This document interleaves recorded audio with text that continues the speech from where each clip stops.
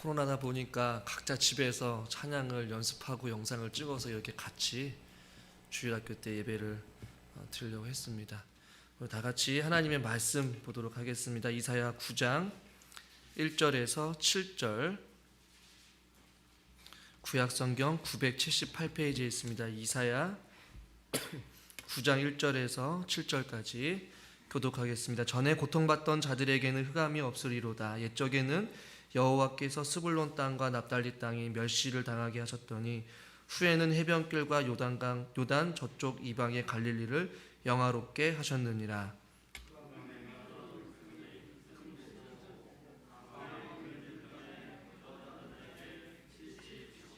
주께서 이 나라를 창성하게 하시며 그 즐거움을 더하게 하셨으므로 추수하는 즐거움과 탈취물을 나눌 때에 즐거움같이 그들이 주 앞에서 즐거워하오니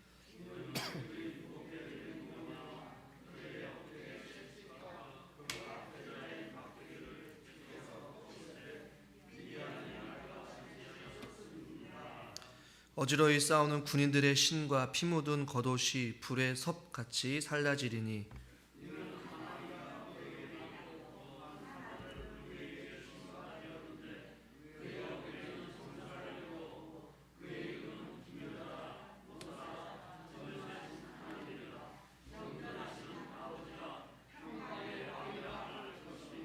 같이 읽죠.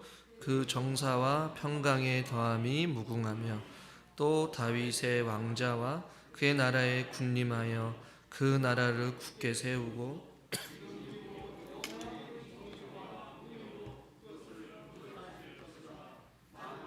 여호와의 열심히 일을 이루시리라. 아멘. 우리 옆에 있는 분들과 좀 떨어져 있지만 그래도 이렇게 인사합시다. 메리 크리스마스. 참 역사 이래로 저도 신앙생활하면서 이렇게 성탄절 예배를 드려보기는 처음입니다. 아마 여러분들도 아마 성탄절 하면 뭐 새벽성부터 시작해서 또 주일학교 발표회, 특송, 그 다음에 같이 함께 식탁의 교제를 나누고 또 선물을 주고받고 서로 기쁜 또 예수님의 탄생을 축하하면서 인사하고 즐겁고 행복했던 시간들이 불과 몇 년 전에 있었는데 지금 이렇게 코로나19로 인하여서 예배도 제한되어 있고 떨어져서 예배를 드릴 수 있음에 참 너무나도 안타깝습니다. 성탄절 시즌을 생각하면 여러분 아까 영상에도 잠깐 저희 딸아이가 이야기를 했지만 여러분들 무엇이 떠오르십니까? 어떤 사람들은 산타클로스가 생각이 제일 먼저 난다라고 이야기를 해요. 요즘에 또 산타클로스가 마스크를 쓰고 또 다니는 그런 사진도 참 많이 보게 되었어요. 또 어떤 사람들은 또 성탄절 하면 성탄 카드, 트리, 뭐 예수님의 탄생, 뭐 여러 가지 이야기를 하곤 해요. 또 길거리를 지나다 보면 서울에 있을 때는 많은 길가에 그 화려한 불빛, 성탄 트리가 곳곳마다 화려하게 비춰져 있었는데 최근에는 주변에도 그렇고 어떤 이런 밝은 빛을 비출 만한 어떤 불빛이 많이 사라졌음을 보게 돼요. 제일 먼저 알리는 것이 이 화려한 어떤 불빛을 통하여서 예수님의 탄생을 알리는 것이었는데 그러지 못하는 것이 요즘 세상의 어떠한 분위기인 것 같기도 합니다. 세상은 여러분 성경에서 보면 어떤 하나님 나라와는 조금 상반되는 이미지로 떠오르긴 해요. 세상은 어두운 곳이다. 또 세상은 어둠과 악과 하나님을 알지 못한 어떤 상황 속에서 살아가는 공간이 바로 세상이다라고 이야기를 해요. 그래서 세상은 악과 고난이 가득한 곳이다라고 비유하기도 합니다. 예수님께서 요한복음 1장 9절부터 10절을 보면 세상이 그를 알지 못하였다 뭐 이런 말씀을 하고 있어요. 세상은 하나님을 알지도 못하고 세상은 예수 그리스도를 믿지도 아니하고 세상은 죄악으로 인하여서 무지와 또 악으로 가득 찬 세상이다 라고 이렇게 표현을 해요. 오늘날 우리가 살고 있는 이 시대에도 점점 흑암과 어둠과 죄악이 가득하여서 살아가고 있는 소망이 없고 절망 가운데 살아가고 있는 시대가 바로 오늘날 저와 여러분이 살고 있는 시대가 아닌가 생각해 보게 됩니다. 대부분의 전문가들은 이 코로나가 끝나지 않을 것이다, 봄까지 돼봐야지 알 것이다 라고 추측하기도 하지만 여하튼 이런 어떤 막막한 현실과 어려움 앞에 일상이 깨어져 버리고 심지어 우리 교회 안에서도 모든 예배가 전면 중지되어지고 20명 이내로 예배를 드릴 수밖에 없는 어떤 이러한 상황 가운데 처해 있단 말이죠. 그런데 이런 유사한 어떠한 상황들이 오늘 우리가 읽은 본문의 이스라엘 백성들에게 주어졌다라고 성경은 말씀하고 있어요. 오늘 보시면 2절 말씀을 같이 한번 말씀을 읽어보도록 하겠습니다. 2절이에요. 흑암에 행하던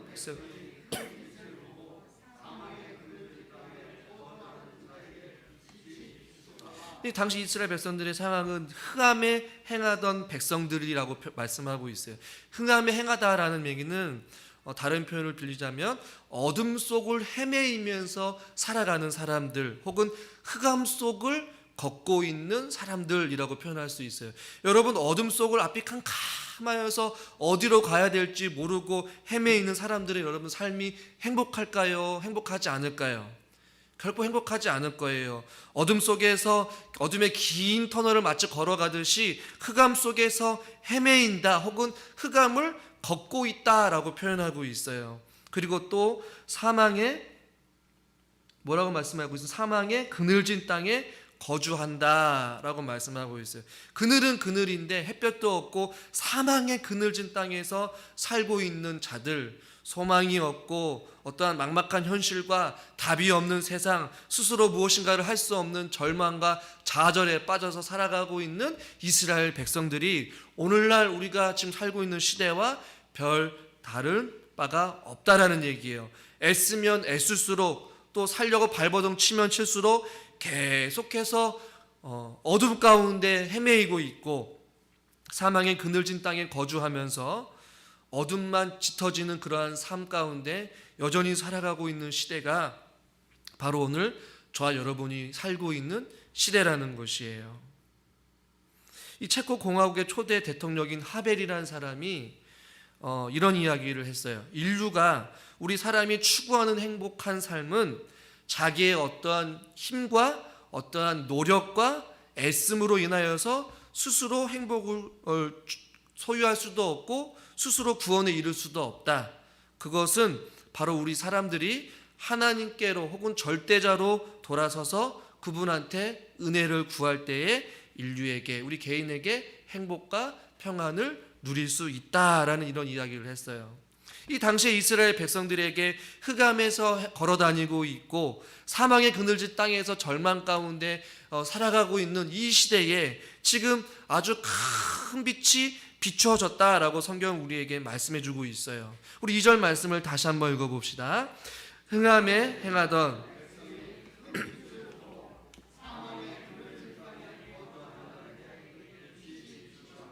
아멘. 흑암, 어둠 속을 헤매는 그러한 절망 가운데 살아가고 있는 백성들에게 큰 빛을 보았고 사망의 그늘 땅에 거주하던 자에게도 빛이 비추도다라고 성경 우리에게 말씀해주고 있어요. 이 빛은 여러분 무엇입니까? 6절에 나와 있는 이는 한 아기가 우리에게서 낳고라고 하는 이 빛, 즉 예수 그리스도를 말씀하고 있는 것이에요. 이 땅 가운데에 한 아이가 우리에게서 낳았다라는 이 아이가 바로 빛 그 자체이고 우리에게 빛을 비추시고 그 빛을 통하여서 어둠을 물리쳤다라고 지금 이사야 선지자는 우리에게 말씀해주고 있어요. 이 요한복음에 보면 예수님께서 자기 자신에 대해서 이렇게 말씀하고 있어요. 요한복음 1장 4절과 9절 말씀을 한번 자막을 통해서 같이 보시면 그 안에 생명이 있었으니 이 생명은 사람들의 빛이로다, 빛이라라고 말씀하고 있어요. 또 1장 9절 말씀을 보시면 참 빛 곧 세상에 와서 각 사람에게 비치는 빛이 있었나니 라고 이렇게 말씀하고 있어요. 각 사람에게 비치는 빛이 있었다라고 말씀하고 있어요. 요한복음 8장 12절과 요한복음 9장 5절에도 보면 예수께서 일러 가라사대 나는 세상의 빛이니, 자기 자신이 세상의 빛이다라고 말씀하고 있어요. 나를 따르는 자는 이제는 어둠에 다니지 아니하고 생명의 빛을 얻게 될 것이다.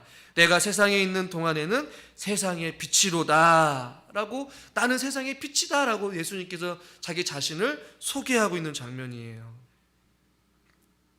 오늘 우리가 읽은 본문에서도 이 흑암에 행하던 어둠 가운데 다니던 백성들이 큰 빛을 본 것은 누구를 봤다는 얘기예요?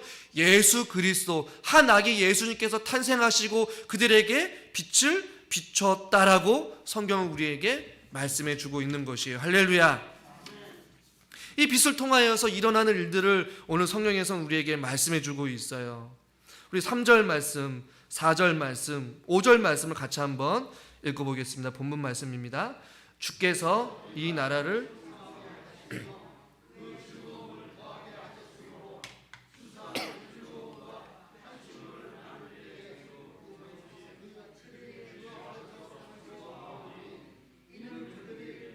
맨 멍에와 그들의 어깨의 채찍과 그 압제자의 막대기를 주께서 꺾으시되 미디안의 날과 같이 하셨음이니이다. 어지러이 싸우는 군인들의 신과 피 묻은 겉옷이 불에 섭같이 살라지리니. 이 빛이 비추게 되었을 때에 어두움이 물러가게 되고 빛으로 또 빛 가운데로 살게 예수님께서 회복시켜 주셨다라는 것이에요. 사망의 그늘진 땅에 생명을 불어 넣어 주셨다라는 것이에요. 그들의 상실을 풍요로운 삶으로 3절에 보니까 바꿔주셨다는 것이에요. 그들의 절망을 즐거움과 기쁨으로 변화시켜 주셨다라는 것이에요. 3절 말씀을 잘 보세요. 주께서 이 나라를 어떻게 하셨다? 창성하게 하셨다. 흑암에 거하고 있는 절망 가운데 있는 자들의 삶을 풍요롭게 하셨다라는 것이에요. 그리고 그 즐거움을 더하게 하셨고, 추수하는 즐거움, 탈취물을 나눌 때 즐거움 같이 그들이 다 하나같이 주 앞에서 즐거워하였다라고 성경은 말씀하고 있어요. 4절을 보세요. 그들이 무겁게 맨 멍에와 그들의 어깨의 채찍과 그 압제자들의 막대기, 그들을 괴롭게 하고 고통스럽게 하고 그들의 채찍을 하고 노예로 했던 그런 모든 자들을 꺾어버리시고 예수님께서 승리와 자유를 허락해 주셨다라는 것이에요. 결국에는 그들에게 흑암이 물러가고 예수님이 한 아이가 태어남으로 말미암아 그들 가운데 빛이 비추게 되고 그들 가운데 사망에서 생명을 불어넣어 주시고 소망 없는 자들에게 소망을 주시고, 할렐루야. 상실해버리고 잃어버린 자들에게 풍요로운 삶을 다시 한번 회복시켜 주시고, 절망 가운데 있었던 자들, 눈물과 고통 가운데 어깨에 채찍을 맞으며 아파하며 슬퍼하는 이스라엘 백성들에게 참된 자유함을 주시고 기쁨을 주시고 승리를 주시고 그들에게 주 앞에서 마음껏 찬양할 수 있는 그 놀라운 은혜를 지금 누가 줬다는 얘기예요? 한 아기, 즉 예수 그리스도께서 이 땅 가운데 빛으로 오셔서 그 진리의 빛을 밝게 비췄을 때에 이스라엘 백성들에게 놀라운 일들이 일어나게 된 줄 믿으시길 바랍니다. 이 동일한 말씀이 이사야 42장 16절에 이렇게 말씀하고 있어요. 우리 같이 한번 자막을 통해서 이사야 42장 16절 한번 읽어봅시다. 내가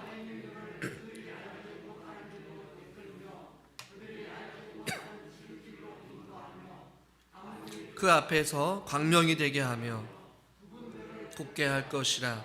내가 이 일을 행하여 그들을 버리지 아니하리니. 보니까 암흑이 그 앞에서 광명이 되게 하시며 알지 못하는 길로 하나님께서 인도하시고 구분대로 아주 곱게 할 것이며 이 일을 행하여 그들을 버리지 아니하시리니 라고 성경은 우리에게 말씀해 주고 있어요. 우리의 삶 가운데 어둠이 있고 사망의 그늘질 것 같은 우리의 일상의 삶이 있다 할지라도 이 땅에 빛으로 오신 예수 그리스도께서 저와 여러분들의 삶에 어떠한 이러한 은혜가 충만하게 흘러넘칠 수 있기를 저는 주님의 이름으로 간절히 축원합니다. 여러분의 메말랐던 심령, 여러분의 어둡고 그늘지고 염려와 근심으로 인하여서, 육체의 연약함으로 인하여서, 경제적인 어려움으로 인하여서, 자녀의 문제로 인하여서, 어떤 신앙의 고민으로 인하여서 마음이 답답하고 공고하고 있던 우리들의 삶 가운데에 예수 그리스도께서 빛을 밝게 비추시사 우리의 삶을 변화시켜 주실 줄 믿습니다. 절망이 즐거움으로 변하여서 우리가 주님 앞에서 기쁨으로 주님을 찬양하고 주님을 경배하며 주님 앞에 우리가 마음껏 춤을 추며 우리의 눈물이 변하여서 기쁨으로 변화되어지게 되는 이런 놀라운 회복이 우리 가운데 있어야 될 줄 믿습니다. 그것이 우리의 각자 개인에게, 그리고 우리의 가정 가운데에, 또 우리 북충청교회 가운데도 이러한 은혜가 비치기를 간절히 주님의 이름으로 축원합니다. 그 이름을 6절에서는 찬양하고 있는데 어떻게 찬양하고 있느냐? 그 이름을 여러분 잘 보시면 그 이분의 이름의 뜻에 우리가 믿고 고백하고 우리에게 참 빛으로 오신 그 예수 그리스도가 누구이신지 지금 이사야 선지자는 선포하고 있어요. 우리 본문 말씀 6절 말씀을 한번 같이 한번 읽어보겠습니다. 이는 한 아기가 그의 어깨는 정사를 메었고 그의 이름은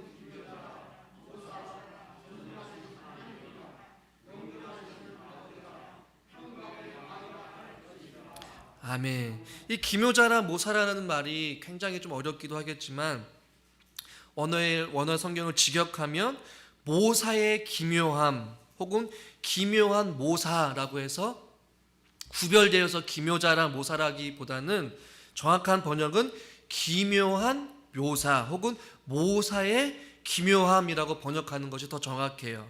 즉 이것은 무슨 뜻이냐? 우리 하나님은 기묘한 모사이신데 이 뜻은 바로 하나님께서 놀랍게 기적처럼 행하면서 지혜로운 충고를 해주시고 우리의 삶을 계획하시고 조언하시는 분이세요. 기이한 방법으로, 여기서 말하는 기이한 방법은 우리의 인간이 도저히 상상할 수도 없는 하나님의 기이한 방법으로 우리를 때로는 위로해 주시고 용기를 불어주시고 올바른 길을 가르쳐 주시는 놀라운 상담자와 같은 하나님이시라고 지금 이사야 선지자는 선포하고 있는 것이에요. 할렐루야. 이 아기 예수 그리스도께서는 저와 여러분들의 기묘한 모사가 되어주실 줄 믿습니다. 우리가 상상할 수도 없는 하나님의 놀라운 기이한 방법으로 각 사람들을 때로는 위로해 주시고 어루만져 주시고 때로는 치료해 주시고 용기를 주시고 올바른 길로 인도해 주시고 가르쳐 주시고 상담해 주시는 참 좋으신 하나님이시라는 것이에요. 또한 전능하신 하나님이시라고 말씀하고 있어요. 우리 하나님 아버지는 전능하신 하나님이세요. 불가능이 없으신 하나님이시라는 것이죠. 영존하시는 아버지, 즉 내 아버지는 영원하시다라는 것이에요. 그리고 그 아버지는 평강의 왕이라는 것이에요. 그래서 그 7절에 이스라엘 백성들의 어둠 가운데 헤매고 있고 사망의 그늘 아래에서 주저앉아 있는 이스라엘 백성들을 영원히 다스리고 통치하실 그 평강의 하나님이시다라는 것을 7절에서 그렇게 고백하고 있는 것이에요. 정의와 공의로 그 이스라엘 백성들을 보존하실 것이다 라고 이사야 선지자는 지금 선포하고 있는 것이에요. 그 예수 그리스도께서는 지금도 저와 여러분들의 기묘한 모사가 되어주시고 전능하신 하나님이 되어주시고 영원한 내 아버지가 되어주시고 평강의 왕이 되어주신 줄 믿으시길 바랍니다. 그래서 저와 여러분들 영원토록 함께 하시고 영원토록 통치하시고 다스리실 그 주님을 우리가 찬양하고 기뻐하고 그 만왕의 왕이신 그 예수 그리스도를 어둠 가운데 헤매고 방황하는 자들에게 선포하는 것이에요. 아기 예수께서 이 땅에 태어나셨다. 만왕의 구원자가 이 땅 가운데 우리를 살리시려고 이 땅 가운데 오셨다라고 우리는 믿음으로 선포해야 될 줄 믿습니다. 근데 그것은 우리에게 선물로 주셨다라고 말씀하고 있어요. 6절 말씀을 다시 한번 읽어보겠습니다. 우리 6절 말씀이에요. 이는 한 아기가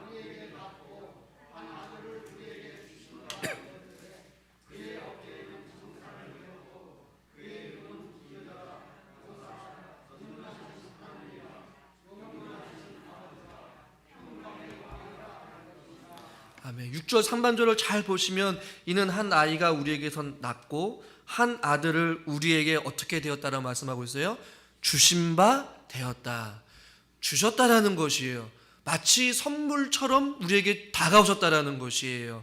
즉 예수 그리스도 빛이신 우리 예수 그리스도께서는 저와 여러분들에게 선물로 하나님께서 주신 하나님이신 예수 그리스도인 줄 믿으시길 바랍니다.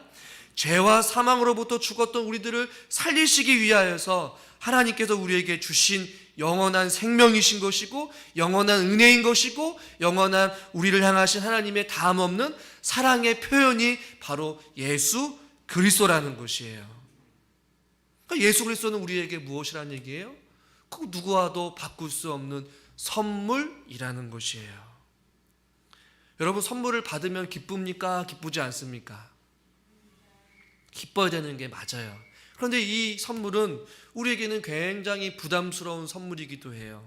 왜냐하면 이 선물을 우리가 받아들이기 위하여서 혹은 믿기 위하여서 이 선물을 가지고 우리가 삶 가운데서 누리기 위하여서는 우리 스스로가 하나님 앞에 죄인됨을 인정해야지만이 이 예수 그리스도를 선물로 우리가 받을 수 있다라는 것이에요.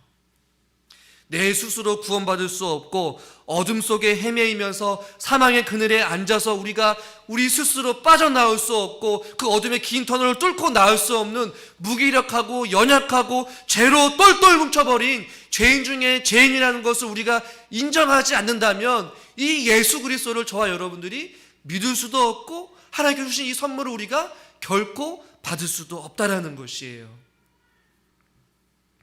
이 선물은 은혜로 우리에게 주어졌어요. 우리는 믿음으로 말미암아 예수 그리스도를 믿지 않습니까?